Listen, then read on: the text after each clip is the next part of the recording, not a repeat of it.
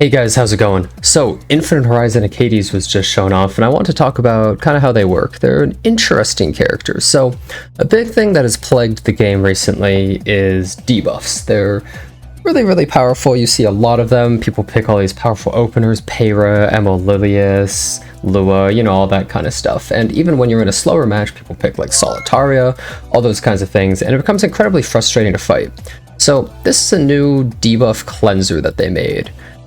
Infinite Horizon Achates, so as you can see, she has F-Res and she has Imprint Concentration, more F-Res, right?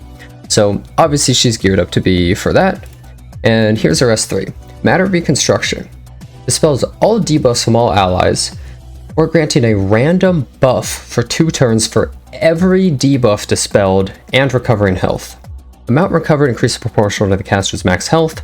And when the skill is available, according to the cooldown count, so when it's not off cooldown, at the end of an enemy's turn, she gets 15% combat readiness. So that's like Sage Balance is on, right? And you can see all the buffs here. Greater attack, crit chance, crit damage, speed, defense, crit hit resistance, immunity, revive, barrier, stealth. So I would say most of those are good except for maybe the crit chance increase. But so here's the thing.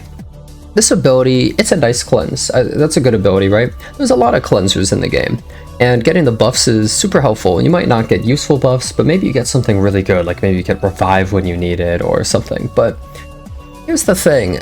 I think immunity would just be infinitely more powerful. If it just gave immunity and something else kind of like Cleric, I think that would just be stronger. I think for a lot of cleansers nowadays, if you don't give immunity, I mean, yeah, you cleanse the first part, then you just immediately get debuffed right after. It's a huge problem. But I think it's overall a decent ability, right? And the increase in combat readiness can actually be really useful versus some aggressive teams, but here's a few problems. Well, maybe I'll go over them in just a second. Let's look at her second skill.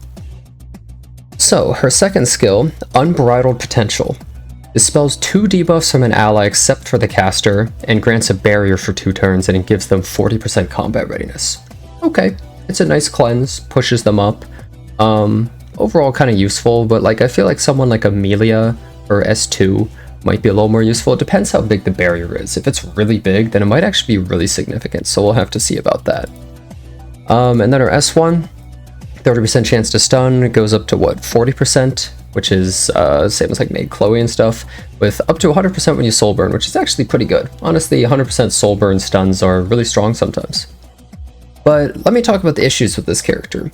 So the good parts are that she's a cleanser and she punishes debuffs by actively turning them into something useful rather than just removing them. That's actually really good. And the combat readiness makes it so she works against aggressive teams. So like, let's say Rand debuffs your team or something like that, then she pushes up and is able to cleanse. But a couple problems. One, she doesn't have any increases of F-Res or anything like that. Sure, you could build like 250 F-Res on her and make her kind of fast and she'll be kind of squishy. But then somebody with a 250 effectiveness Zeo comes along and just disables her anyways. Or somebody soul burns Ran, or somebody soul burns Lua. You see, like, she's just completely susceptible to those characters and so weak against them. And then we get to the RNG element. It's a random buff, which, you know, it could be really good. Some of these are really powerful, but it might be something not all that useful.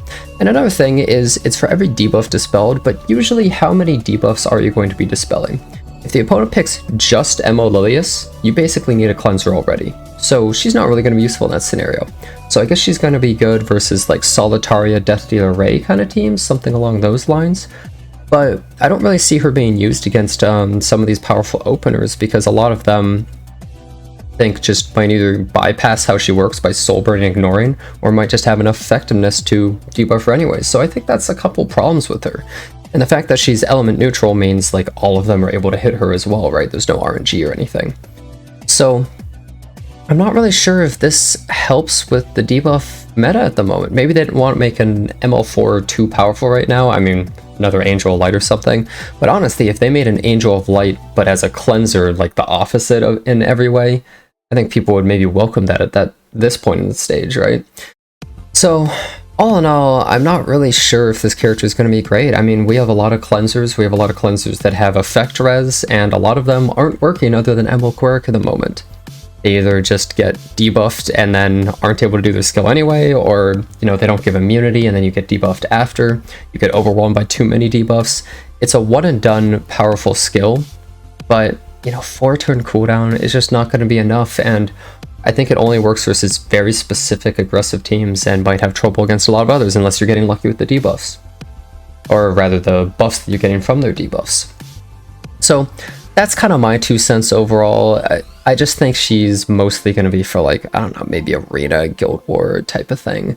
And she might be an okay pocket cleanser to have for RTA, but I just don't really see her being the difference that needs to be made in some of these matches.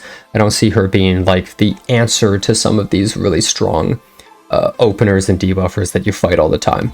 If she was able to do it more often, I think she might have a lot more potential, but as is, just seems like an alright cleanser. That's basically my 2 cents, my initial impression of this character. All in all, I don't really think she's some sort of must pull. Hey, if you're pulling for like Last Rider Crow or something on this next banner, or ML Sermia, then yeah, if you get her, that's nice. You could totally build her, she might be useful. Easy to get imprints and stuff too. But I wouldn't really chase after this character is how I feel at the moment. Anyways, thanks a bunch for watching. If you liked the video, don't forget to leave a like or subscribe to the channel, and I hope to see you next time.